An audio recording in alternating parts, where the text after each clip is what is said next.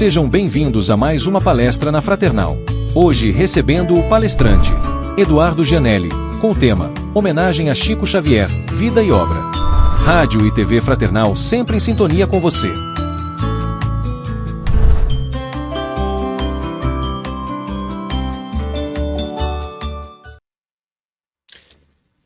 Olá, amigos e amigas da Fraternal. Um prazer estar com vocês mais uma vez, hoje para falar de ninguém menos do que ele, Francisco de Paula Cândido Xavier, nosso amigo Chico Xavier. Vamos falar bastante sobre sua vida e sobre sua obra, trazendo aí uma apresentação que tem, além das informações ricas a respeito da vida desse nosso irmão, também algumas imagens, né? Então, sem perder tempo, vamos já para as imagens que nós temos, né? Esse nosso irmão que possui todas essas virtudes que estão aí no quadro, né? Apenas um lembrete que nesse ano de 2026, nesse mês de abril, nós estamos fazendo aí 116 anos do nascimento desse nosso irmão, né? Todos os anos aí é normal. Todos os portais, a maioria dos portais espíritas, das redes sociais, homenageia aí no dia 2 de abril aquele que contribuiu e muito para a nossa doutrina espírita, né? Vários sites e várias páginas das redes sociais fazendo homenagem, trazendo frases de Chico Xavier. Nós vamos ver algumas frases ao longo da apresentação de hoje. Esse nosso irmão que teve aí, nós vamos ver também o conceito de mandato mediúnico, né? Trabalhou durante muitas décadas, desde os seus 17 anos, até praticamente a sua desencarnação aos 92 anos. São muitos anos, são muitas décadas deste mandato mediúnico deste nosso amigo. Mas nós contamos a história a partir de um episódio que aconteceu lá numa cidade do interior de Minas Gerais, onde uma criança de 4 anos estava sentada à mesa com os pais, estavam discutindo sobre um aborto que havia acontecido na casa da família vizinha, com a esposa daquela família, e a mãe, um pouco mais generosa, dizendo ali que o aborto tinha sido espontâneo, o pai, um pouco mais sisudo, dizendo que o aborto tinha sido provocado. E aí, então, o menino com 4 anos de idade vira-se para o pai e diz: o senhor naturalmente não está muito bem informado com respeito do caso. O que houve foi um problema de nidação inadequada do ovo, de modo que a criança adquiriu posição ectópica. Um menino de 4 anos dizendo isso, e o pai do menino, consternado, queria saber por que o menino estava dizendo aquelas coisas que ele mesmo não entendia. E aí o menino respondeu: quem me mandou dizer isto para o senhor, pai, foi o moço que está aqui ao lado.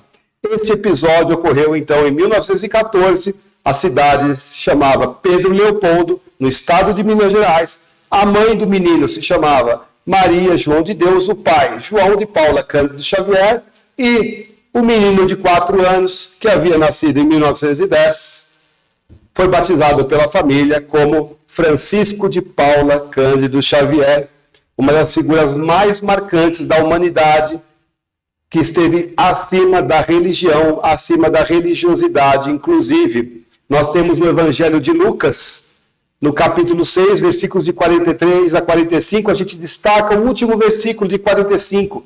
O homem de bem retira boas coisas do bom tesouro do seu coração, porque a boca fala daquilo que está cheio o seu coração. É justamente o que nós vamos falar desse grande Chico Xavier, que nasceu na cidade mineira de Pedro Leopoldo. Aí algumas imagens da cidade de nascença desse nosso irmão, a rodoviária famosa, onde ele depois partiria para outro lugar, ainda no estado de Minas Gerais, para continuar o seu mandato mediúnico.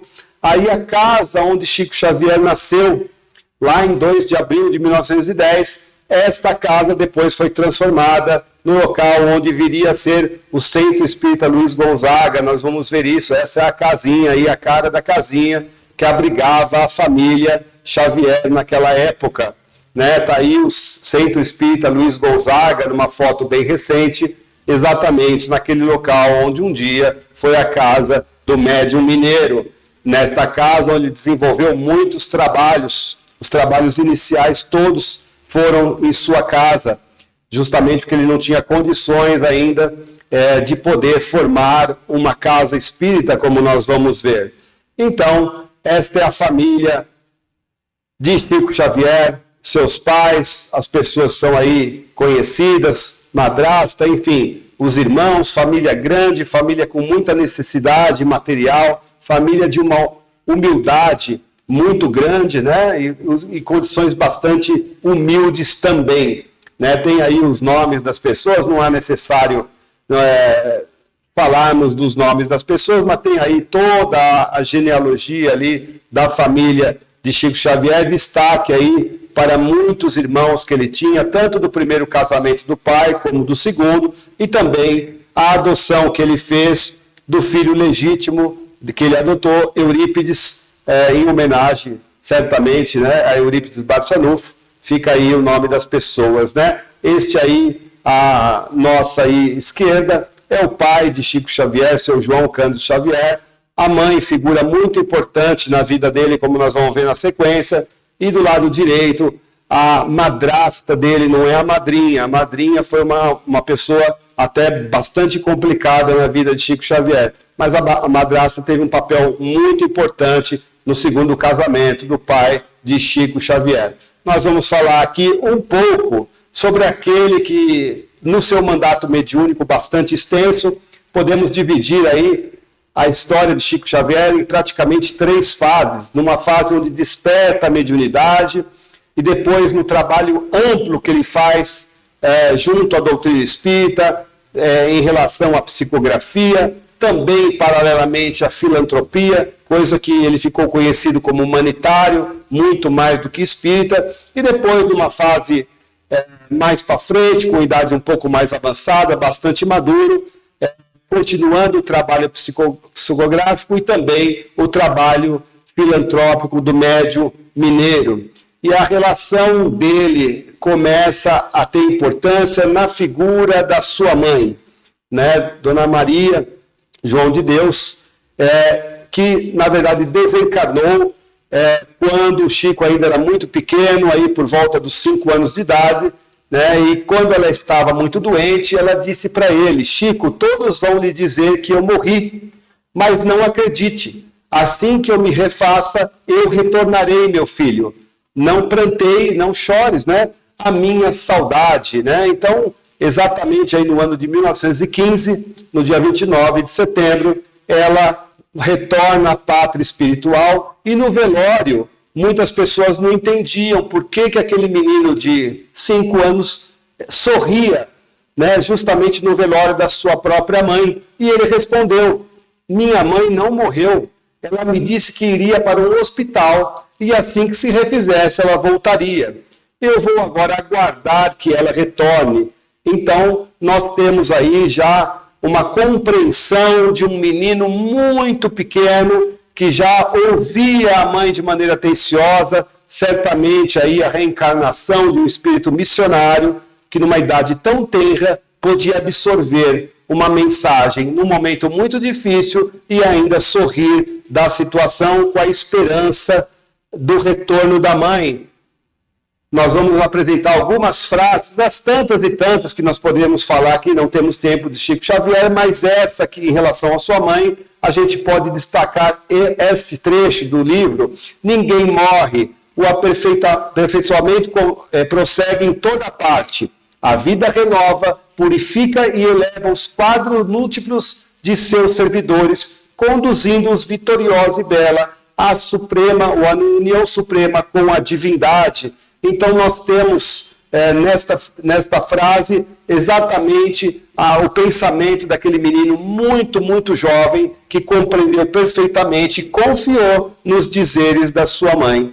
E logo depois da desencarnação, conforme ela havia prometido, ela volta a se encontrar com ele de maneira espiritual, evidentemente, e ele, que já tinha mediunidade, conseguia ver a mãe numa certa noite, numa noite de bastante tempestade ali em Pedro Leopoldo. Ele se escondeu debaixo de uma mesa, e eis que surge a mãe dele, numa das primeiras aparições para ele, e ele pela vidência viu, e ela disse para ele: Chico, meu filho, venha comigo, não tema as coisas de Deus. Ou seja, a mãe ali sempre presente, trazendo o conforto para aquele menino que viria a ter uma missão muito grande, como nós sabemos. E quando aconteceu a desencarnação da mãe, o pai de Chico acabou tendo aí um relacionamento bastante grande com também a sua madrinha. Mas nesse relacionamento com a madrinha foi muito conturbado, porque Chico Xavier não tinha nela a compreensão daquilo que acontecia com ele. Então, o menino acabou sendo ofendido moralmente por aquela madrinha que não tinha um preparo adequado para aquilo, e também ela chegou a machucá-lo justamente na região do abdômen, usando garfos para isso, porque na verdade todo mundo imaginava que aquele menino tivesse transtornos mentais. Ninguém tinha ali cultura e estudo para entender que se tratava ali de um aparelho mediúnico dos mais notáveis da história da humanidade. Então, para resolver isso, aparece de novo a mãe do menino, Dona Maria João de Deus, e diz para ele: tenha paciência, meu filho, a vida na Terra é uma jornada de experiências iluminativas, e a dor faz parte do nosso desenvolvimento moral. Tranquiliza-te, porque a tua madrinha, a senhora Rita de Castro, é uma pessoa boa, mas está doente. Tenha compaixão, porque eu estou providenciando o quê? Uma nova mãe, uma mãe generosa para ti. Promessa feita, promessa cumprida.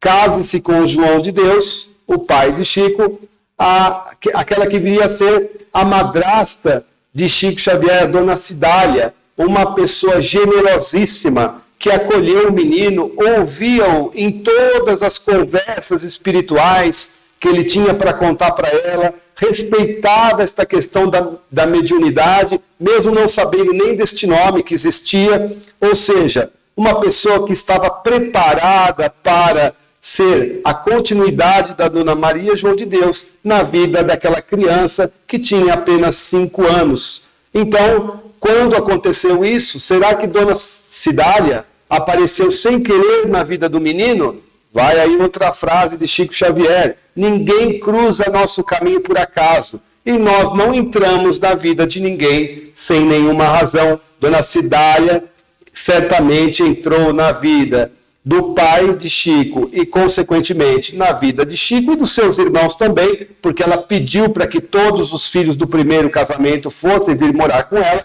mostrando uma generosidade incrível, não só com Chico Xavier, que era uma criança diferente, mas também com os seus irmãos.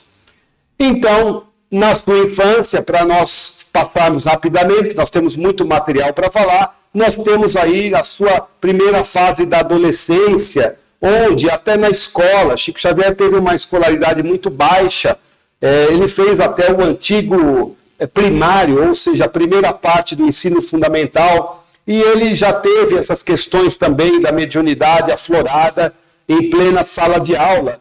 E uma vez a professora levantou suspeita de uma dissertação que aquele menino tão jovem fez e perguntou quem fez isso. E ele respondeu: um homem cercou-se de mim e ajudou na dissertação, trazendo aí uma surpresa para a professora e para todos de sua escola.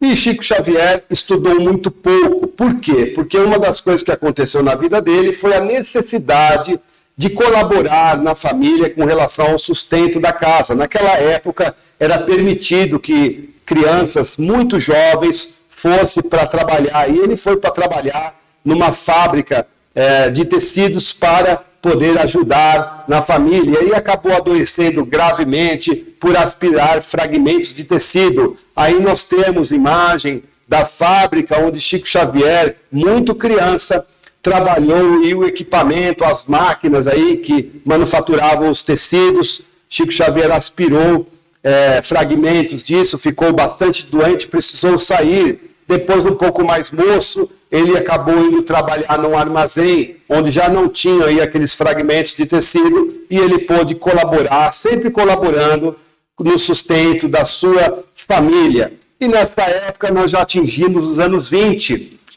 na sua adolescência, a segunda parte da adolescência, e aí já começavam a aflorar todo aquele aparelho mediúnico que ele dispunha. Era frequente ele receber aí mensagens através do poeta já desencarnado Augusto dos Anjos. Augusto dos Anjos desencarnou no ano de 1914. Nós estamos ali nos anos 20, no começo dos anos 20, na verdade, precisamente o ano 1920, e Chico Xavier já recebendo mensagens deste autor. Ele, como eu disse, tinha uma escolaridade muito baixa, recebendo aí poesias em versos alexandrinos, rimas e polissílabos, ou seja, difíceis na língua portuguesa, um conhecimento que ele, Chico Xavier, não tinha, pela sua baixa escolaridade e pela sua baixa idade também.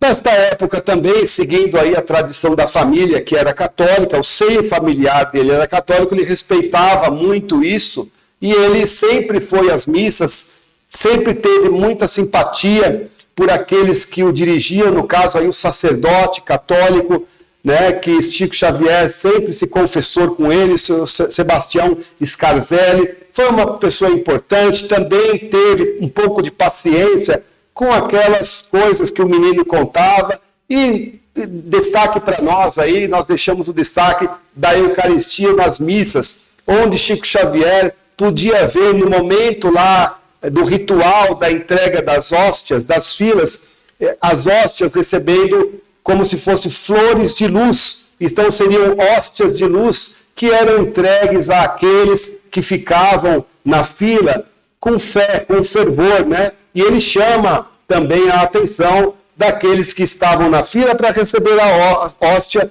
porém o seu pensamento estava em coisas mundanas ou coisas pueris, e ele via que essa hóstia de luz, ao descer da garganta daquelas pessoas que não tinham aquele momento de concentração, de fé, que inclusive o Espiritismo pede nas reuniões, nas palestras, no momento do passe, essas hóstias elas eram apagadas, a luz daquelas hóstias não se fazia valer, porque aquele consulente, aquele assistido não tinha, na verdade, na Igreja Católica, o merecimento para receber. Como sempre, nós precisamos fazer a nossa parte, e Chico Xavier via isso claramente. E nessa época também começaram os problemas dele.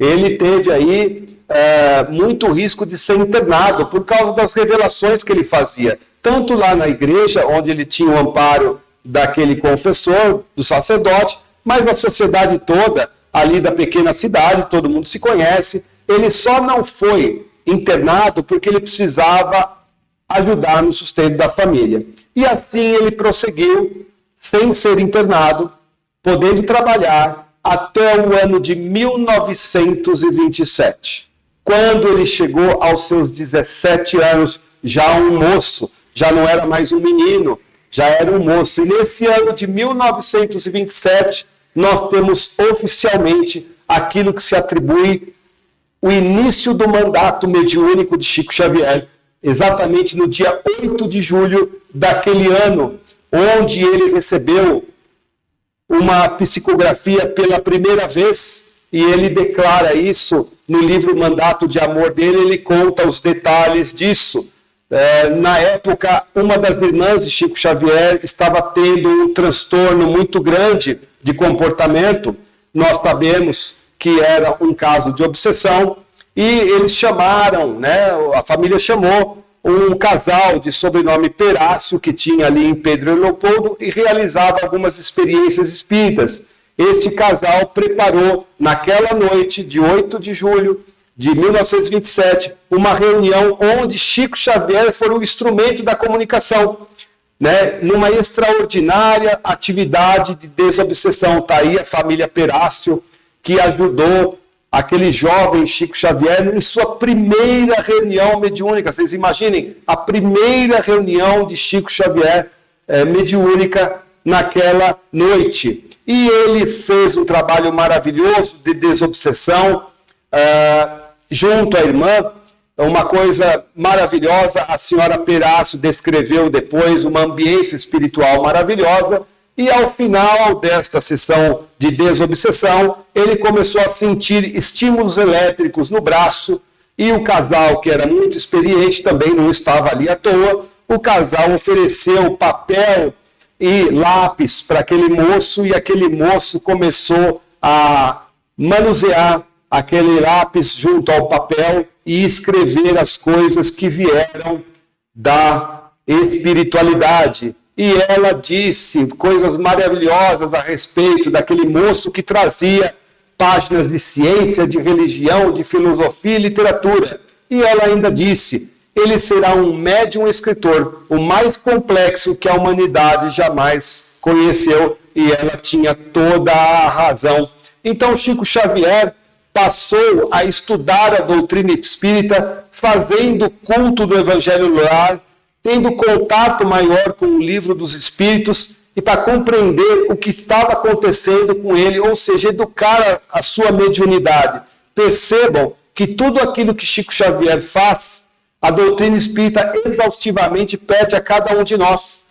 Nem Chico Xavier deixou de estudar, muito pelo contrário. Ele estudou bastante, fazia o culto do Evangelho no lar, lia e relia o Livro dos Espíritos, aquilo que nós ouvimos nas nossas casas espíritas, semanalmente, às vezes mais de uma vez na semana. Então, com essa nova fase dele, ele se despede da igreja, né, e da fundação da Casa Espírita. No caso, aí, ele funda essa Casa Espírita, o Centro Espírita Luiz Gonzaga, que toma a frente de sua casa, ainda com a fachada antiga, lá em sua cidade. Ou seja, começava ali a saga daquele menino pobre de Pedro Leopoldo, que tinha um carinho muito grande, muita gratidão pela Igreja Católica, uma relação muito forte com Jesus, uma relação muito linda com Maria de Nazaré, como a gente vai ver, mas ele segue aquilo que estava sendo planejado para ele. Chega o ano de 1931, nós estamos nos anos 30, onde ele tem o seu primeiro contato com o seu guia espiritual. Ele tem aí por volta aí de 21 anos, e isso se deu à sombra de uma árvore, à beira de uma represa, num lugar tranquilo, onde o mentor dele, que nós sabemos que é Emmanuel, que havia sido aí algumas personalidades, que nós vamos ver daqui a pouco, fez um convite para ele, para que ele, se ele tivesse interesse de trabalhar para Jesus, e nós vamos ver isso de uma maneira maior daqui para frente. Esse espírito Emmanuel, que tinha sido um escravo, tinha sido também, além do senador romano Públio Lentulus, na época de Jesus, tinha sido depois um escravo Nestório. Ele também foi, segundo aquilo que foi revelado por fontes, a figura do padre Manuel da Nóbrega, um dos fundadores de São Paulo, e também o padre Damiano, reencarnado na Espanha. Não há como falar de Chico Xavier sem falar um pouco de Emmanuel. Né? Essa comunhão espiritual, ela foi raramente vista na humanidade, ou se teve alguma igual, não foi registrada nesse nível que os dois tiveram ao longo de um mandato mediúnico muito longo. E ele perguntou para Chico: você está realmente disposto a trabalhar na mediunidade com Jesus? E o Chico acenou positivamente, e ele disse para Chico que ele precisaria ter disciplina, enfatizando por 3 vezes a palavra, que era a única coisa que Chico Xavier precisava ter para trabalhar a sua mediunidade com Jesus. E Chico Xavier, como nós sabemos, felizmente para a humanidade, aceitou a proposta do seu guia espiritual, confiando: se alguém quer vir após mim, a si mesmo se negue, tome a sua cruz e siga-me. É um dito de Jesus, justamente para que nós aceitemos os nossos convites, os nossos chamados, para que nós possamos, cada um, dentro da sua evolução espiritual, atender o chamado do Cristo, que vem para todos nós, veio para Chico Xavier, mas também veio para cada um de nós, em algum momento da vida, a possibilidade, a oportunidade de trabalhar com Jesus. Então, nós temos aí um extenso trabalho de Chico Xavier e Emmanuel. Nós não podemos, por falta de tempo, citar todos eles, mas Emmanuel chama a atenção de que Chico deveria procurar sempre os ensinamentos de Jesus e as lições de Kardec. E se um dia ele, Emmanuel, estivesse em discordância com as obras, com o Evangelho de Jesus e com as obras de Kardec, que ele, Chico, ficasse com Kardec e com Jesus e deixasse ele, Emmanuel, de lado. E nós vamos passar aqui agora apenas para citar os romances de Emmanuel, que são histórias de amor, mas por isso chamam romances, mas que trazem muito conhecimento, nos trazendo aí aquilo que aconteceu praticamente nos 3 primeiros anos lá do cristianismo nascente, aquele cristianismo puro, onde havia ainda muitos trabalhos a serem feitos pelos apóstolos, por Paulo de Tarso e outras pessoas que trabalharam bastante ali nos primeiros séculos, antes até da formação da igreja em si, que viria apenas aí no 4º século. Então, os romances de Emmanuel mostram também as suas diferentes encarnações, como eu disse. É uma coleção muito bonita, estão aí os livros na tela, que vale a pena conferir, com destaque aí, com certeza, a Paulo Estevam, que é uma obra simplesmente espetacular. Como eu disse, os 3 primeiros séculos do cristianismo são tratados nos bastidores espirituais por ele, Emmanuel, através das mãos abençoadas de Chico Xavier. E Chico Xavier correspondeu demais, porque Emmanuel tinha, num primeiro momento, uma missão inicial de trazer, através de Chico Xavier, 30 livros. Mas o médium mineiro, ele correspondeu muito mais do que a expectativa. Então, na verdade, estão aí os números, eles chegaram a um limite aí de 100 livros publicados somente entre Emmanuel e Chico Xavier, fora os outros autores espirituais, que a gente vai ver alguns deles mais para frente. Então, Emmanuel diz que a espiritualidade superior advertiu que parasse por ali nos 100 livros, que já tinha material suficiente para a humanidade se valer dos conhecimentos trazidos pelo mentor espiritual de Chico Xavier. Fica mais aí alguns livros que são muito importantes da doutrina, sempre lembrando que esses livros eles precisam ser conhecidos desde que nós conheçamos Kardec primeiro. São obras complementares. Complementares não significa contradizer. Complementar é complementar. Para complementar, nós precisamos ter o básico. Por isso que o Pentateuco kardeciano é chamado de obras básicas. Nós podemos ler todos esses livros, desde que nós tenhamos o conhecimento satisfatório das obras básicas de Kardec.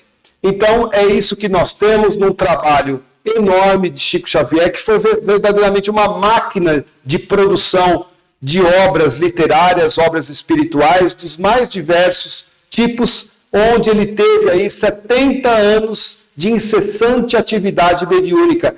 Quem conheceu Chico Xavier e conviveu com ele, inclusive pessoas muito mais jovens que ele, não conseguiam entender como que aquele médium, de domingo a domingo, ou de segunda a segunda, tinha atividades durante o dia no seu trabalho material, atividades espirituais que varavam a madrugada e chegava a dormir 2 ou 3 horas por noite durante anos, durante décadas. Quem conseguiria fazer isso? E ele conseguiu, certamente. Existe aí uma sustentação do plano espiritual para que tudo isso pudesse acontecer, e certamente Chico Xavier recebeu muitos créditos no seu progresso espiritual, mas foi uma coisa realmente literalmente de outro mundo, o que o médium conseguiu fazer encarnado num corpo tão denso e muito frágil, como todos nós sabemos, as enfermidades que ele teve. Então ele diz que os médiuns são árvores cujas raízes devem ser aprofundadas no estudo e cuja seiva, que é o amor,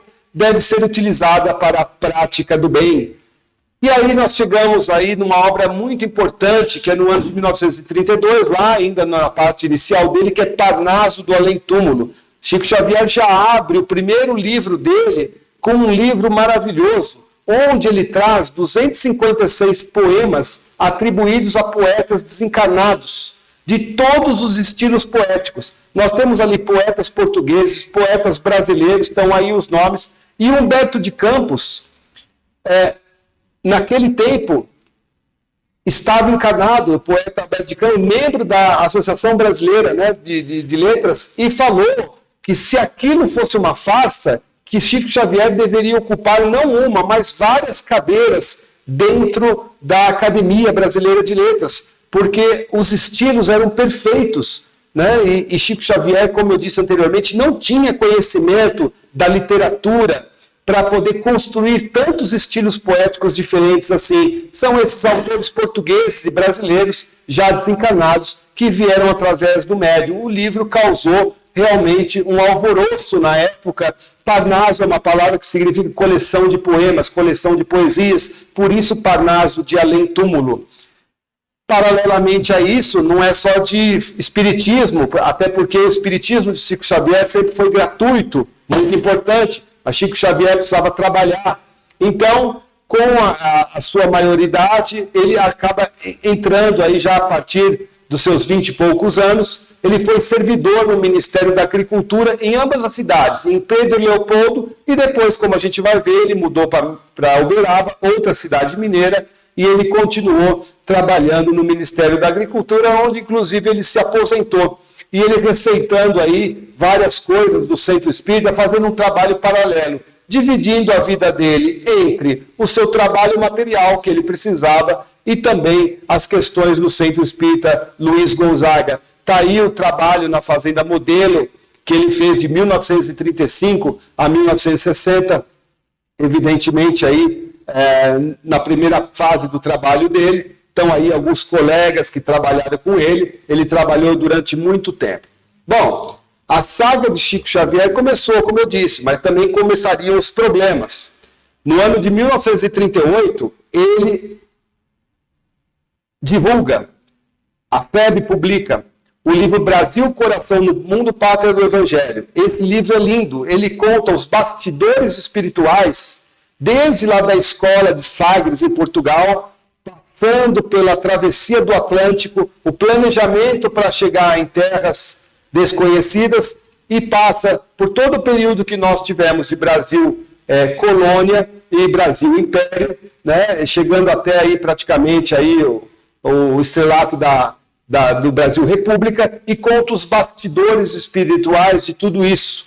E nesta obra, Brasil, Coração do Mundo, Pátria do Evangelho, quem traz esta obra é justamente aquele poeta desencarnado, que já havia desencarnado, Humberto de Campos, que é o autor espiritual deste livro. Este livro trouxe um problema, porque a viúva de Humberto de Campos não aceitou a autoria da obra como a FEB publica e entrou com uma ação judicial. Chico Xavier foi defendido, a FEB contratou o advogado paulistano Miguel Timpani, o doutor Miguel Timpani, que depois viria a escrever um livro, A Psicografia perante os Tribunais. Está aí, no caso, Humberto de Campos, que desencarnou em 1934 e o livro foi escrito em 1938, ele sendo aí o poeta, no caso, autor espiritual daquela obra. E a justiça, através de peritos, através de análises, através até de grafia, concluiu que o autor dos livros possuía grande conhecimento das obras, né, do poeta desencarnado.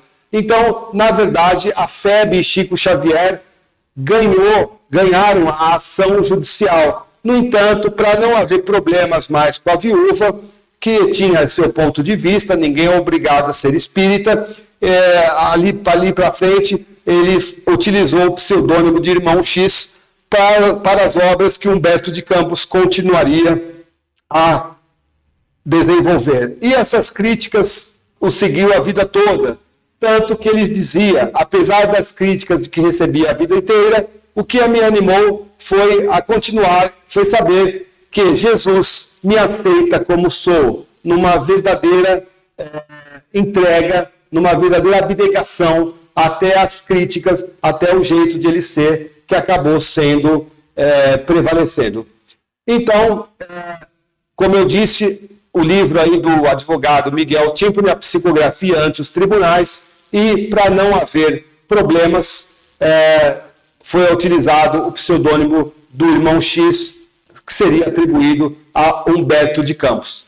Teve também um caso interessante, em 1944, caso de 2 repórteres que foram desmascarados por Emmanuel. Eles estavam fazendo uma matéria e ficaram aí querendo enganar Chico Xavier, e depois, para surpresa deles, numa dedicatória que Chico Xavier fez a 2 livros, né, que ele presenteou cada um dos repórteres, no caso, Emmanuel, que escreveu, através das mãos de Chico, a dedicatória desse livro, assinando como Emmanuel e contando os nomes verdadeiros desses repórteres que acabaram sendo desmascarados posteriormente, um caso que, inclusive, consta no filme de Chico Xavier que a gente vai ver.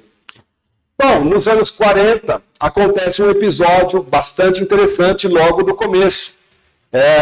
Emmanuel avisa Chico Xavier que um determinado espírito estava sendo treinado no plano espiritual para, através dele, Chico Xavier, trazer revelações inéditas sobre a humanidade. E esse espírito seria do Dr. André Luiz, que todos conhecemos aí da coleção A Vida no Mundo Espiritual, que traz aí, que já abre, assim como lá as obras de Chico Xavier já foram abertas pelo livro Parnaso de Além Túmulo, que causou um alvoroço, já a primeira obra já traz aí o livro Nosso Lar.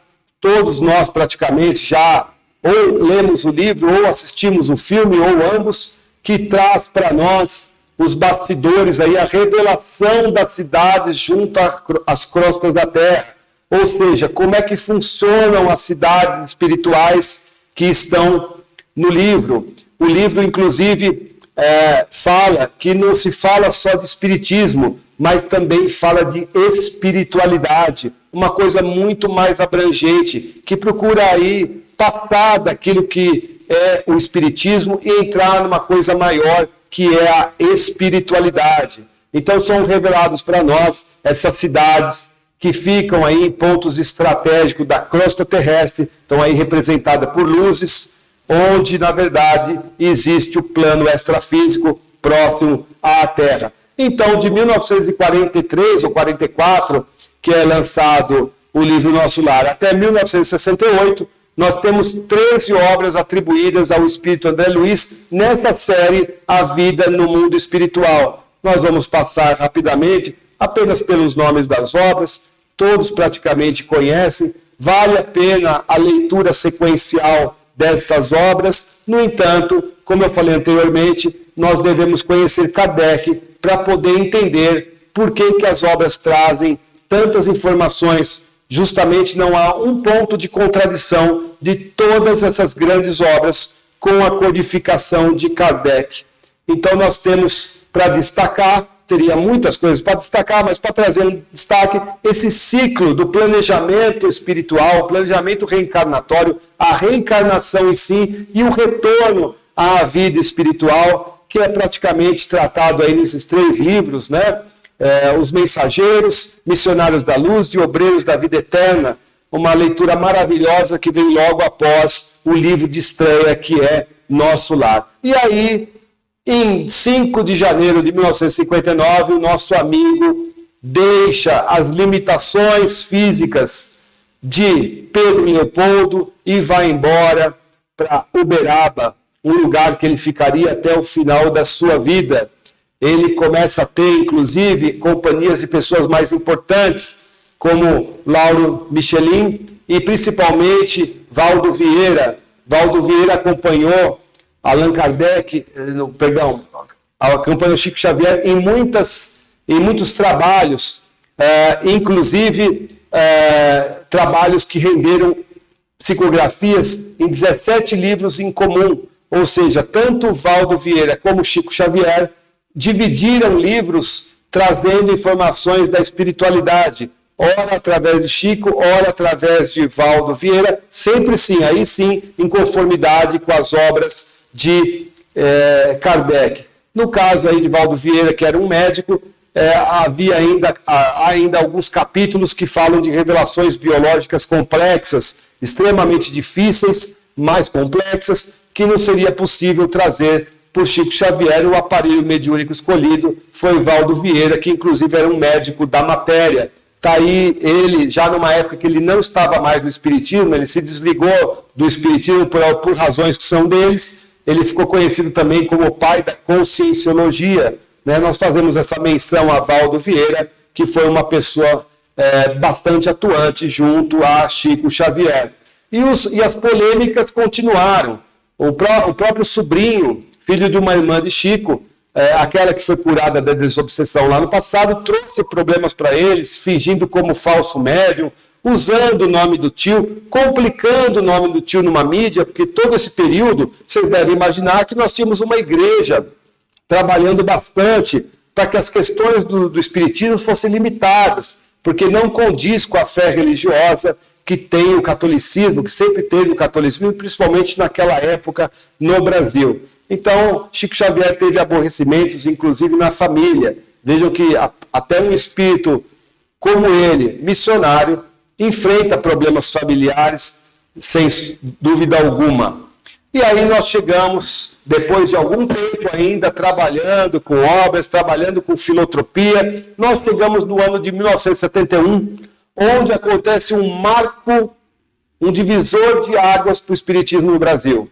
Chico Xavier, com a permissão de Emmanuel, vem trabalhar, vem apresentar-se no programa Pinga Fogo, da antiga TV Tupi, em São Paulo. O primeiro programa foi no dia 28 de julho de 1971, e o programa foi um grande sucesso. E, na verdade, as pessoas da TV não estavam preparadas para receberem alguém do quilate de Chico Xavier. Mas ele houve aí por volta de 75% dos televisores ligados no Brasil. O programa teve que ser reprisado porque não existia os gravadores de vídeo na época. Ele foi sabatinado ao vivo, respondeu sempre com muita educação.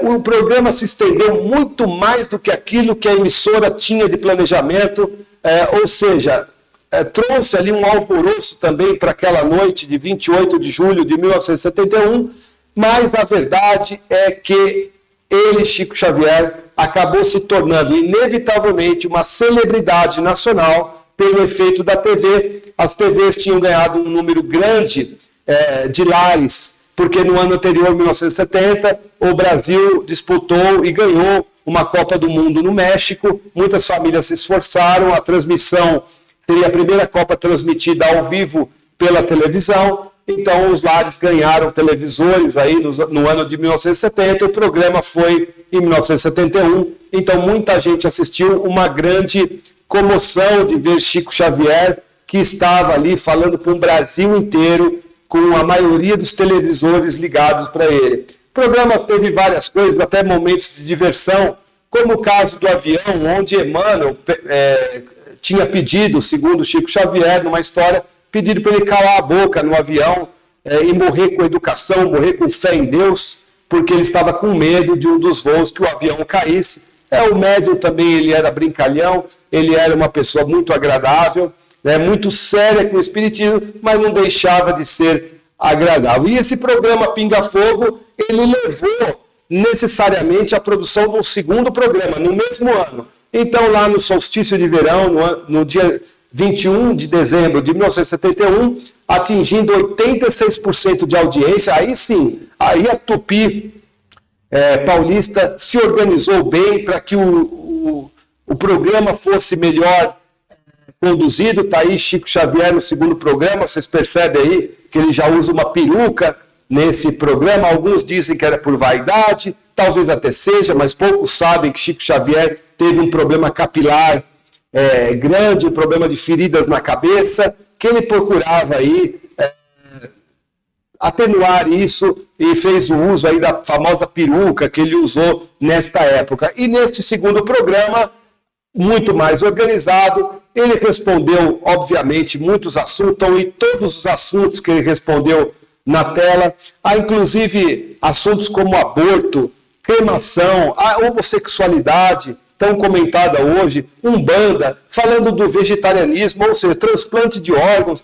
Perceba quanto foi importante a sua participação lá no passado, já faz mais de 50 anos, respondendo, trazendo da espiritualidade tudo aquilo que nós até hoje discutimos e temos muita dificuldade em alguns campos desses conhecimentos. Então, a partir do Pinga Fogo, dos 2 programas, o que houve, em verdade, foi a consolidação do espiritismo cristão no Brasil. O espiritismo foi antes do Pinga Fogo. Ele já era importante, sobretudo por Chico Xavier, não desmerecendo os outros médiuns que trabalharam paralelamente, não desmerecendo os pioneiros do espiritismo, onde a gente já destacou Bezerra de Menezes em outras oportunidades, mas a partir dali, com a questão dos televisores que influenciam, houve essa consolidação do espiritismo no Brasil. E, como eu disse anteriormente, além de tudo aquilo que Chico Xavier teve que enfrentar de dificuldade, vieram aí os problemas que ele teve. Todo mundo sabe que Chico Xavier teve catarata, problema nos pulmões, enfim, músculo cardíaco. Não foi fácil a vida do médium, as provas dele são muito grandes.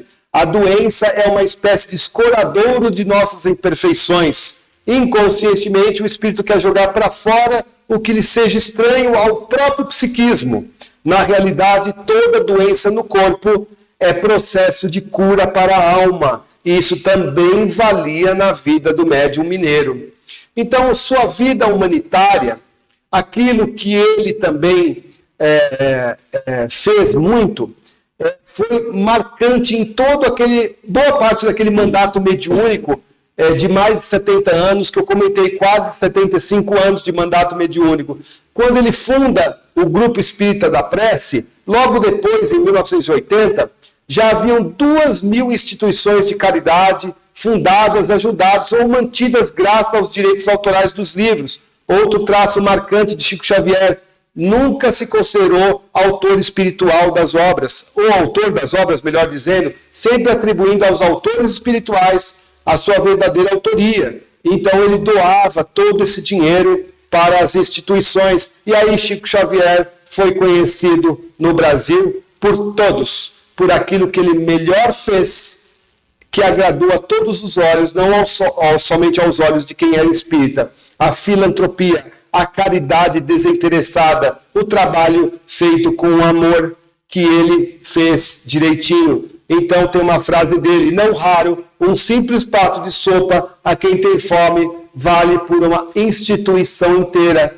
Frase de Chico Xavier, que nós temos que nos valer sempre, lembrar desse exemplo e procurarmos ir também servir a Jesus no socorro aos necessitados. Lá no começo da apresentação eu falei da bonita história de Maria de Nazaré com ele. Uma vez ele estava num momento muito aflitivo e ele pediu ajuda ao seu guia espiritual, pedindo para que ele levasse um pedido para Maria, que aliviasse o seu sofrimento, as suas dores, as suas dificuldades, tamanha demanda que ele tinha, responsabilidade. E quando Emmanuel veio com o retorno das informações de Maria, Chico Xavier pegou uma caneta, eu vou tomar um lápis, eu vou tomar nota de tudo que Maria trouxe através de você. E ela disse: tudo passa, isso também passará. Foi um recado simples e curto de Maria de Nazaré a Chico Xavier, que compreendeu muito bem aquelas poucas palavras vindo da mãe de Jesus. Por falar na mãe de Jesus, todo mundo vê essa figura, que é um retrato falado de Maria de Nazaré. Né? Em várias casas espíritas, eles existem, são aí produções que acompanham o Brasil todo. Então, lá no comecinho dos anos 80, na primeira metade, foi feito esse retrato mediúnico de Maria de Nazaré. Através aí de Emmanuel, Chico Xavier ditou para um fotógrafo de São Paulo como seriam os traços de Maria de Nazaré. E esse fotógrafo fez, através de, por volta de 20 sessões com correções, aquela que seria o rosto de Maria de Nazaré. Então está aí o resultado desse longo trabalho. A ideia era justamente parabenizar as mães no Dia das Mães daquele ano, de 1984, e, com permissão da espiritualidade superior, certamente, foi trazido para nós aquela que seria o rosto, né? O rosto de Maria de Nazaré. Aí a inteligência artificial de hoje em dia, procurando trazer aí entre o retrato falado e o rosto que seria atribuído a Maria, o da direita na inteligência artificial. É importante citar que esta fisionomia de Maria não necessariamente é a fisionomia que ela apresentava nos tempos em que ela foi mãe de Jesus. O que Emmanuel viu foi a fisionomia de Maria numa zona onde Maria trabalha, uma zona de luz, que Maria faz um trabalho de luz numa zona bastante difícil, que é a legião dos servos de Maria, onde ela comanda um espírito aí de mulheres que trabalham aí principalmente no atendimento das causas aí de algumas pessoas que acometem contra a própria vida. E então Maria faz esse trabalho de conduzir muitas mães terrenas que estão em muito sofrimento a poderem encontrar em desdobramento, enfim, de alguma maneira, seus filhos terrenos que acometeram contra a própria vida. E tem aí um texto de Chico Xavier dizendo aquilo que ele pensou a vida inteira sobre Maria de Nazaré, um espírito muito importante para ele, desde aquele catolicismo inicial dele até o momento da sua desencarnação. E ele, Chico Xavier, exerceu forte influência na vida das pessoas. Teve alguns amigos, Elias Barbosa, um camarada importante na vida de Chico, Chico importante na vida dele, pouco falado. O médium Divaldo Franco sempre esteve próximo a Chico Xavier. No entanto, Chico Xavier disse, em certa oportunidade, para Divaldo, nós somos como os dois postes de luz. Nós levamos a energia, a luz para as pessoas, mas nós precisamos ficar distantes um do outro, que é justamente o que postes de luz fazem. Eles ficam distantes um do outro, mas levando a energia para todos nós. Foram o que os dois médios fizeram ao longo de décadas. Divaldo, mais jovem que Chico, mas durante muito tempo eles tiveram uma vida em comum. E Chico Xavier também teve a proximidade de inúmeras pessoas que andaram com ele a vida toda, pessoas que tinham um trabalho extenso no espiritismo, pessoas que fizeram um trabalho oculto, um trabalho que não aparece, um trabalho que não é revelado às vezes os seus nomes, mas que trabalharam pela doutrina, seguiram os ensinamentos de Chico Xavier, seus conselhos, e ele a vida inteira esteve sempre ligado a pessoas, dirigentes espíritas, pessoas com mediunidade bastante ostensiva, que estiveram junto ao médium, fizeram seus trabalhos, como eu disse, bastante ocultos, mas ocultos para nós, não aos olhos de Deus, não aos olhos de Jesus. Ele, Chico, que teve a oportunidade até de ir numa prisão e poder trocar algumas palavras de carinho e conforto com aqueles que erraram em suas vidas terrenas, estavam ali numa situação de bastante sofrimento, e Chico Xavier trouxe palavras de conforto, ele que não distinguia se uma pessoa era muito simples ou até os condenados pelos homens, das pessoas mais nobres, para eles todos eram filhos do mesmo pai, e ele fez isso graciosamente, conquistando corações daquelas pessoas que estavam presas, pessoas de outras religiões, como o padre Fábio de Mello, uma figura aí que disse num programa de televisão que ele não podia negar que Chico só fez o bem, independentemente da diferença que existe entre a doutrina espírita e outras doutrinas, até mesmo do cristianismo clássico, não se discute aqui a forma de expressar o cristianismo, mas o bem, ele é sempre o bem, e o padre Fábio de Mello falou, não posso negar que Chico só fez o bem, apoiando o trabalho filantrópico, apoiando a caridade que está acima de todas as religiões, isso que é o mais importante. Então, nós temos aí também como influência bastante grande, que eu vou trazer esse camarada. Ele é um jornalista, um escritor, o nome dele é Marcel Souto, ele teve uma importância muito grande para todos nós, e uma pessoa, inclusive, que se julga ateu, mas que fez um trabalho grande com Chico Xavier, que eu vou mostrar.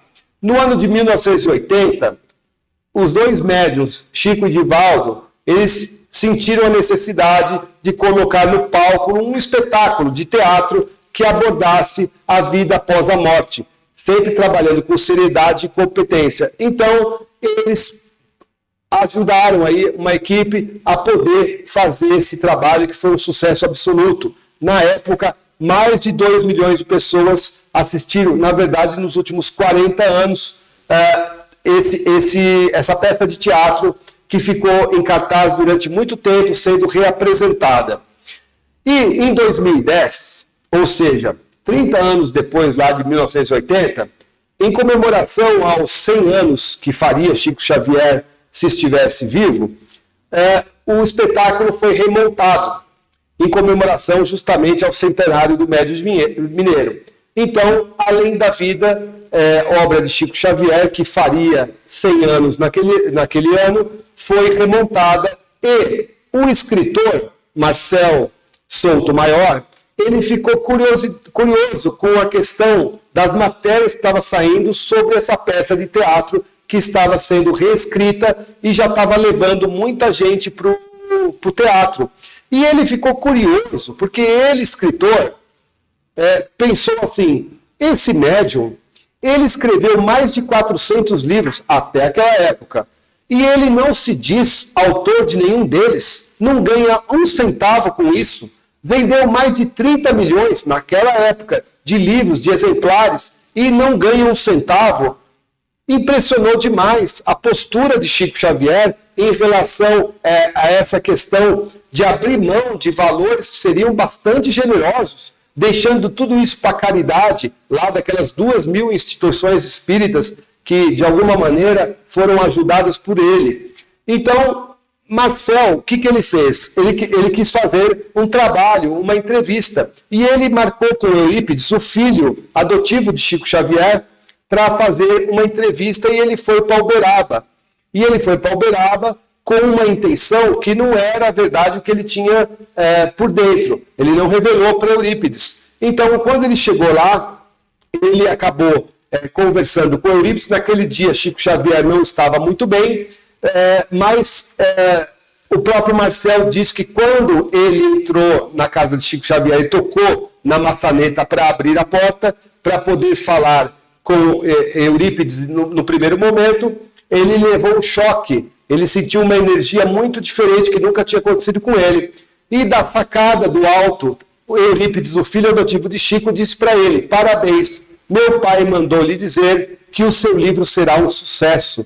Ou seja, o mentor de Chico Xavier, já havia dito para Chico Xavier qual era a intenção de Marcel Souto Maior, que ficou muito impressionado com as coisas ligadas ao mundo de Chico Xavier.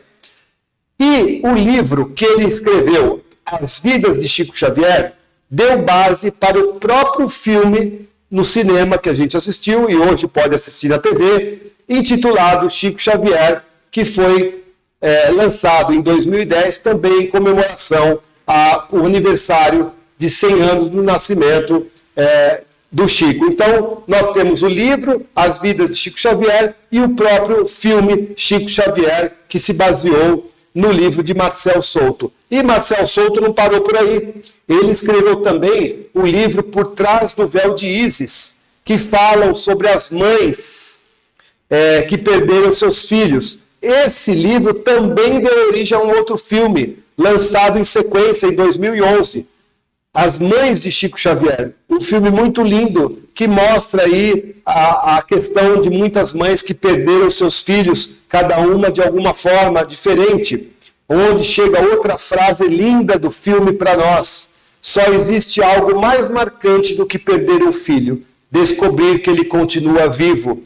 Então, nós temos isso muito marcado na vida de Marcel Souto Maior, que felizmente, mesmo sendo alguém ateu, decidiu investigar e fez um lindo trabalho e pôde trazer para nós, nas telas do cinema e agora na televisão, esses filmes maravilhosos que a gente tem possibilidade de assistir. Chico Xavier, eu falava que ele influenciava pessoas, influenciou autores também, que fizeram aí para a literatura infantil muitas obras baseadas na vida de Chico, contando alguma coisa. Nós temos também, recentemente, bem mais recentemente, alguns diretores de cinema reunindo condições para nós termos o filme Nosso Lar, que nós vimos há alguns anos atrás, e agora, mais recentemente, Os Mensageiros. Já existe em produção um novo filme que vai ser dos Missionários, Nosso Lar 3, que baseado no livro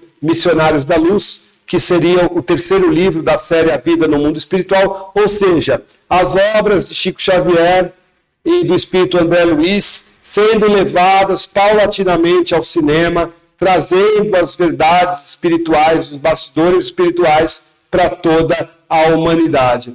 Então, para finalizar essa questão de Marcel Sotomayor, ele destaca a sua fidelidade com a doutrina espírita, ou seja, a sua fidelidade com as obras codificadas por Kardec. Essa fidelidade de Chico Xavier a Kardec impressionou tanto esse irmão Marcel Sotomayor, que ele também acabou fazendo um trabalho investigativo, portanto, literário, sobre Kardec, para justamente mostrar esse lado, que é o lado do codificador, que poucas pessoas conhecem, mesmo assim, se mantendo uma pessoa ateu. Até hoje, ele se julga ateu. Mas ele diz, Chico Xavier e o Espiritismo mudaram a sua forma de pensar sobre a vida. Que é isso que nos importa, não é a religião em si, é a forma com que nós encaramos a vida. Então, para ele, Marcel Sotomayor foi uma grande lição e, felizmente, ele trouxe para nós esse exemplo que serviu para ele e serve para todos nós. Aí, nesse caso de Marcel Sotomayor, cabe uma outra frase muito famosa de Chico Xavier: aos outros dou o direito de ser como são, a mim dou o dever de ser cada dia melhor. E foi justamente isso que aconteceu com Marcel Sotomayor. E nós temos muitos outros casos para contar.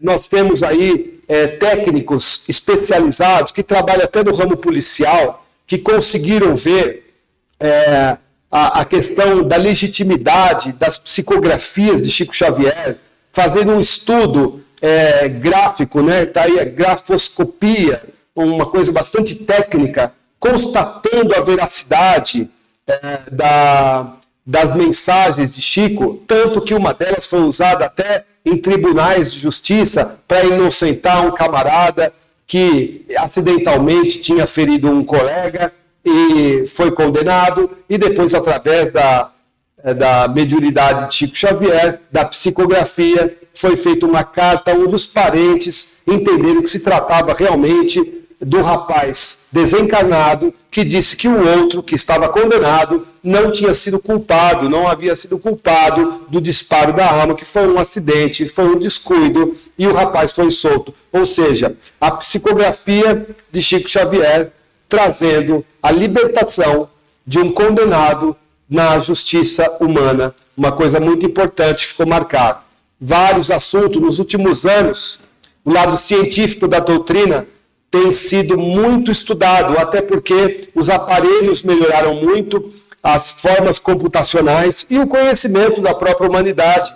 Então, hoje nós temos artigos que são trazidos nos mais diversos meios técnicos, meios científicos, e até hoje ninguém conseguiu contestar comprovadamente as informações trazidas, por exemplo, por André Luiz na série A Vida no Mundo Espiritual. Tudo que a ciência progride hoje, deixando de lado aí a questão espiritual, ela apenas confirma aquilo que André Luiz trouxe por volta aí de 80 anos atrás, continua sendo verdade, as verdades espirituais, as verdades trazidas pela doutrina espírita, não só no Brasil, mas também no mundo todo. Destaques para os trabalhos de Chico Xavier e um destaque muito grande para o livro Pão Nosso, de Emmanuel, um livro também muito lindo, como aquele Paulo Estevão que eu comentei.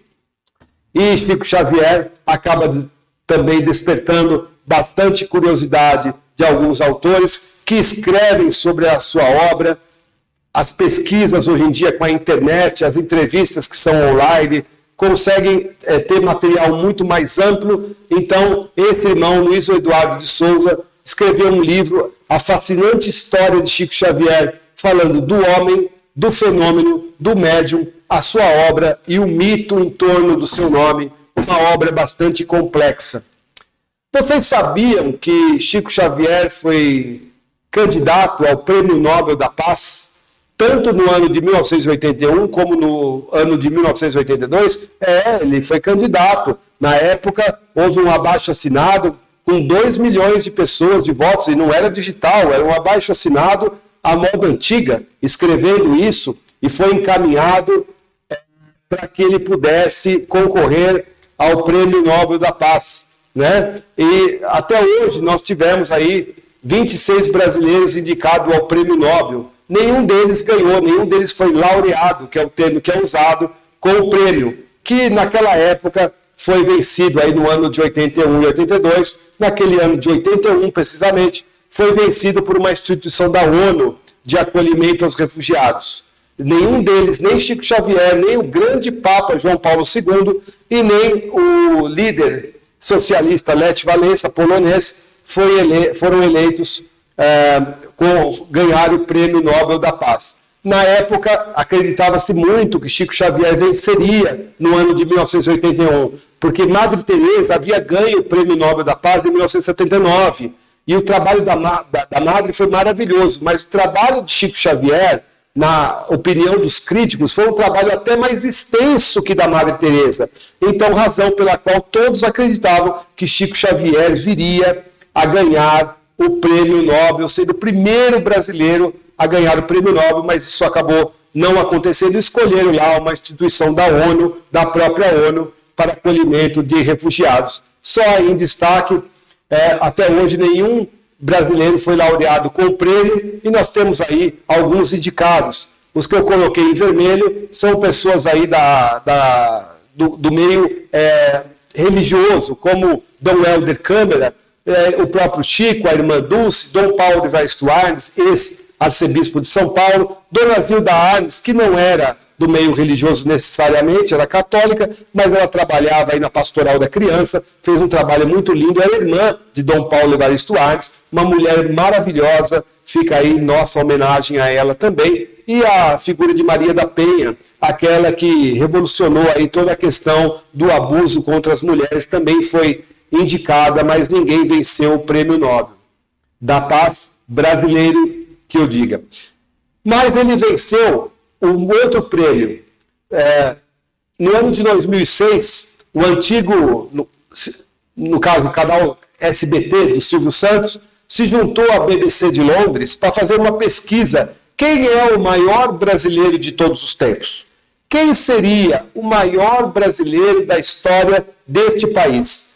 E Chico Xavier venceu. E ele não foi eleito pelos amigos da rua dele que ele morava, ou das casas espíritas, fazendo uma eleição. Ele foi eleito pelo povo brasileiro, um povo que, em sua maioria, não é espírita e também não sabe nem quem é André Luiz, quem é Emmanuel, não está ligado a essas coisas, mas o trabalho filantrópico, o trabalho humanitário que Chico Xavier fez, como eu disse há pouco, está acima das religiões. E ele ganhou essa concorrência com pessoas aí importantes do meio público, como o finado piloto Ayrton Senna, o finado jogador de futebol Pelé. Enfim, nós temos aí algumas figuras, como Santos Dumont, né? Enfim, nós temos a própria Princesa Isabel. Então, num país onde jogador de futebol, ator de novela e algumas celebridades ganham muito destaque, nós tivemos aí um médium mineiro, né, vencendo líderes aí, verdadeiros líderes do esporte, verdadeiras lendas do esporte, né? No caso aí do Ayrton Senna, Chico Xavier venceu isto, e numa última final aí, que foi feita uma triagem, também venceu com a Princesa Isabel, aquela que por muitos foi considerada a redentora, uma pessoa importante da época do fim da escravidão no Brasil, da Lei Áurea, e também com Santos Dumont, o gênio aí da aviação, um espírito também bastante elevado, mas Chico Xavier venceu isso. Ele foi homenageado em 2010 pelos Correios, fizeram uma série de homenagens para ele. Ele tem estátuas em todos quanto é lugar, inclusive uma de bronze no centro de Uberaba. E para nós falarmos de Brasília, não sei se muitos sabem, mas nós temos aí um monumento em Brasília, lá perto dali da Praça dos Três Poderes, chamado, no caso aí, o livro, né, o Memorial dos Heróis e Heroínas da Pátria. Então nós temos aí, onde está o número 5 embaixo no vídeo, é esse lugar onde nós temos o Panteão da Pátria e da Liberdade. Ali estão grandes heróis da pátria, homens e mulheres que construíram a história dessa nação. Chico Xavier também tem seu espaço lá dentro, por tudo aquilo que ele fez no Brasil e no mundo, ele recebe a homenagem nesse panteão. E eu falava da influência dele nas pessoas, o próprio cartunista Maurício de Souza, que vem trabalhando com literatura infantil há décadas, todo mundo sabe, também aí prestou homenagem a Chico Xavier, trazendo aí numa literatura infantil aquilo que vem dos ensinos morais, de algumas coisas, nuances aí que vem da espiritualidade, podendo adequar a linguagem aí às crianças para ter o primeiro contato aí com a doutrina espírita, ainda numa fase bastante tenra. E também outros autores também sempre escreveram sobre Chico Xavier com endereço para as crianças. Um outro livro bastante interessante para deixar, não poderia deixar de citar, o irmão Ramiro Gama, que escreveu lindos casos de Chico Xavier. São 170 casos que ele conta com bastante veemência. E também o nosso Adelino da Silveira, muito amigo, irmão de Chico Xavier, companheiro dele de jornada, trazendo as questões de Chico Xavier, em vários casos também, sobretudo com a poetisa Maria Dolores, né? Contando vários casos. Um deles que eu trago é o peso do lápis de Chico Xavier, uma da história que ele conta, né? Uma vez Chico Xavier estava aí muito debilitado e ele tendo que trazer a mensagem de um desencarnado que vinha pela espiritualidade.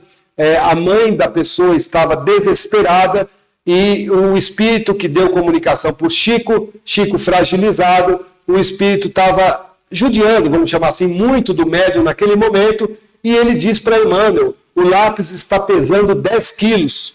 E Emmanuel, vendo a seriedade da situação, diz, e o garfo, quando você vai comer, pesa alguma coisa? E Chico respondeu, não. Então Emmanuel determinou para ele, escreva, pois se você não receber essa mensagem, provando que o filho dela está vivo, ela se mata. Falando assim, literalmente para ele, exigindo no médium que tivesse a postura de vencer as dificuldades físicas e poder trazer a mensagem que ia confortar o coração daquela mãe. Lembra da mensagem lá do livro? O mais importante do que saber que um filho havia desencarnado é saber que ele continua vivo. E isso aconteceu nesse caso. Aquela mãe recebeu a mensagem, acalentou o seu coração e evitou que aquela mãe atentasse contra a própria vida, né? Sempre no esforço muito grande de Chico Xavier. Que eu deixo também 5 livros para conhecer dele, estão aí os nomes, 30 anos com Chico Xavier, né? E outros livros que ficam aí para poder conhecer um pouco mais sobre o médium mineiro. Quem tiver curiosidade também, as casas onde Chico Xavier morou, entre 1948 e 59, lá em Pedro Leopoldo, e a casa que ele morou em 1959 até 2002, o ano da sua desencarnação, foram transformadas em museus sem fins lucrativos. Então pode entrar à vontade. Se nós vamos lá, nós nos deparamos com mobiliário, com pertences, com roupas, a famosa boina dele, né? A ambiência ali daquela casa é maravilhosa. Quem vai fica encantado com isso, né? A Casa de Memórias e Lembranças de Chico Xavier tem lá uma livraria também que funciona. Nós vamos ver onde é que o médium dormia, né? O seu quintal, o seu famoso quintal das rosas e uma série de coisas. Vamos ver também os amigos espirituais que andaram perto dele, né? Sempre ali presentes nessas comunhões, que Chico foi um médium de vários amigos espirituais trazendo mensagens do além. Tem ali a sua homenagem, a famosa mão, a mão santa, a mão abençoada da psicografia, a mesinha que foi colocada de lado de fora numa estátua, onde ele passou grande parte da vida nesta posição clássica, segurando a cabeça, e a outra mão sobre o papel, trazendo a mensagem da espiritualidade. Vamos também nos deparar com alguns escritos de Chico Xavier que ele deixou no local. A equipe responsável pelo acervo das casas deixa lá para todos lerem, poder ler aquilo que Chico Xavier escreveu de próprio punho. Tem aí os horários de atendimento, como faz para entrar em contato, para agendar e poder conhecer essas ambiências espirituais, que nada mais, nada menos são os lugares onde viveu o médium, onde o médium praticou o seu mandato de amor. Né? E tudo isso não para. Estão sendo organizados locais temáticos com questões digitais que hoje em dia tem, como aqui na capital de São Paulo tem aí o Museu da Língua Portuguesa, que traz aí uma temática digital, também está sendo programado um trabalho muito grande para trazer nesse mesmo tipo de exposição a vida e obra de Chico Xavier. Em breve nós vamos poder desfrutar disso tudo. As pessoas incumbidas nisso estão angariando fundos para poder bancar essas coisas e um dia trazer para nós, deixar o médium mais pertinho de nós, certamente será nessa exposição temática que vai ter sobre ele. E aí, depois de tanto trabalhar, depois de mais de 70 anos, quase 75 anos de mandato mediúnico, o médium já com 92 anos, no dia 30 de junho de 2002, horas depois do Brasil ter conquistado aí o pentacampeonato mundial de futebol, o médium retornou à pátria espiritual. Ele que dizia que ele desencarnaria no dia em que o povo brasileiro estaria feliz. E, de fato, o povo estava feliz por conta das conquistas do futebol. E Chico Xavier certamente combinou com as entidades que o sustentavam para que a sua passagem fosse feita naqueles momentos, de forma que ele sabia o que ele representava, ele sabia qual era o mito em torno do seu nome, e ele também sabia da libertação que ele precisaria ter para quando desencarnasse, regressar à pátria espiritual.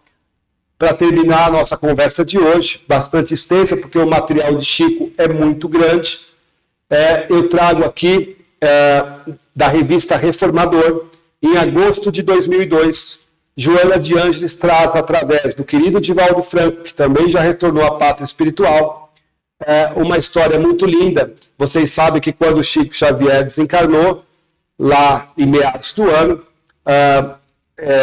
no caso aí, noite, no final da tarde já escurece no Brasil, por conta aí de uma época aí de inverno, e o Chico Xavier desencarnou no domingo à noite, e na terça-feira foi possível fazer o seu sepultamento. Então a prefeitura de Uberaba organizou lá tudo, as corridas, organizaram verdadeiras gambiarras no cemitério para poder acolher aquele número de pessoas que vieram gente de tudo quanto é lado, muitos espíritas, e o cortejo que levou o corpo de Chico Xavier até o local onde ele está sepultado tinha uma previsão de durar 40 minutos. Demorou 6 horas. Por quê? Porque ao longo do caminho, muitas pessoas quiseram se despedir do médium.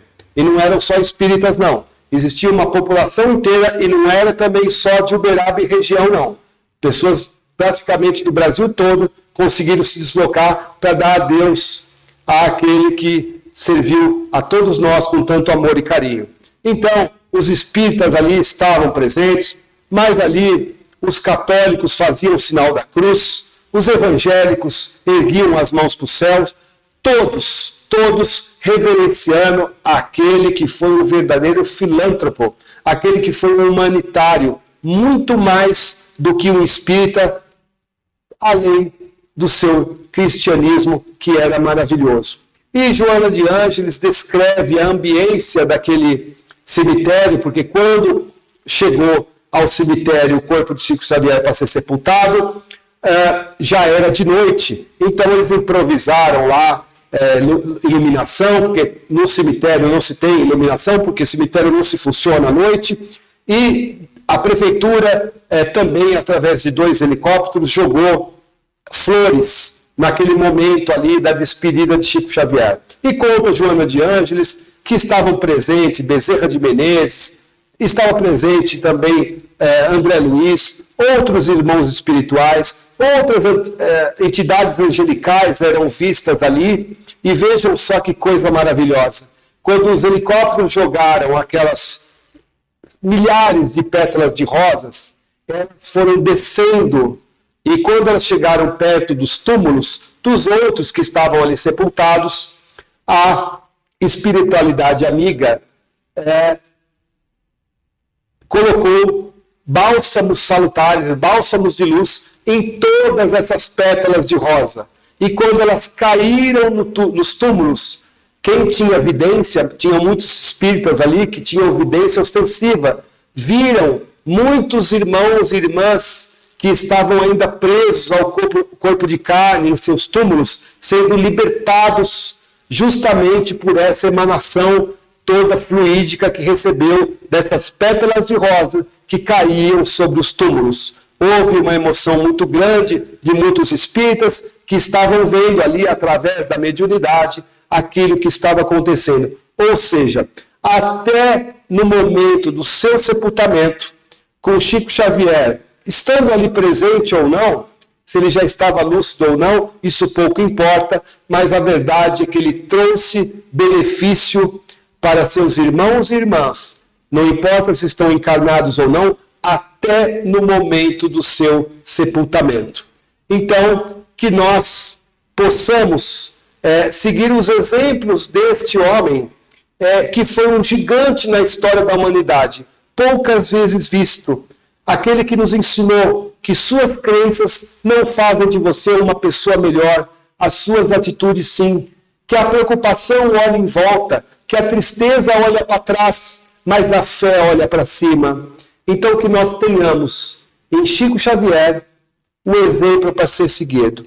E agora, para eu parar de falar, eu deixo aí como final um próprio vídeo de 2 minutinhos que eu convido para vocês assistirem, do próprio Chico Xavier, trazendo em voz uma mensagem muito linda para todos vocês. Muito obrigado pela paciência, por acompanhar esse material extenso, pela oportunidade que a Fraternal dá de poder falar deste irmão, que é uma bênção para a humanidade. Até a próxima, fiquem todos com Deus. Se eu fosse alguém, se eu tivesse influência, se eu pudesse realizar alguma coisa em benefício da comunidade, e se eu tivesse a menor autoridade para fazer isto, eu apenas repetiria para mim mesmo e para todos os nossos irmãos em humanidade, de todas as terras e de todos os idiomas, aquelas palavras de nosso Senhor Jesus Cristo. Amai-vos uns aos outros como eu vos amei.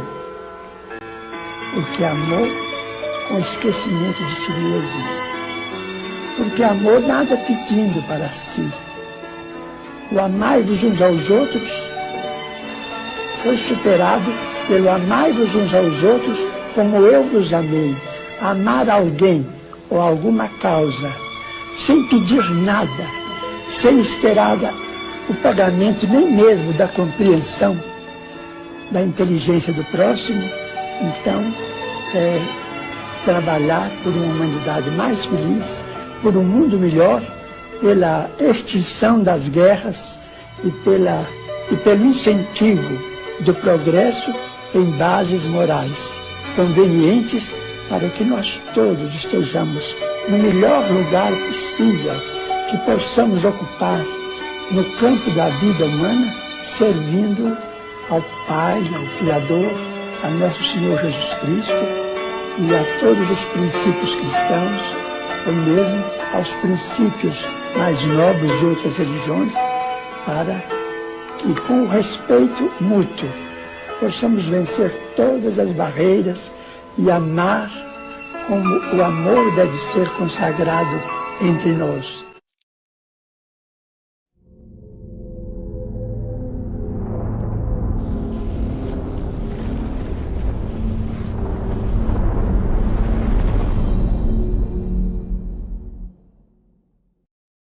Acabamos de apresentar mais um programa Palestra na Fraternal. Sempre uma palestra diferente com temas ligados à doutrina espírita. Assista pelo YouTube, pela TV Fraternal e também no Facebook. Ouça pelo aplicativo da Rádio Fraternal e pelo site fraternal.net.br. Rádio e TV Fraternal, sempre em sintonia com você.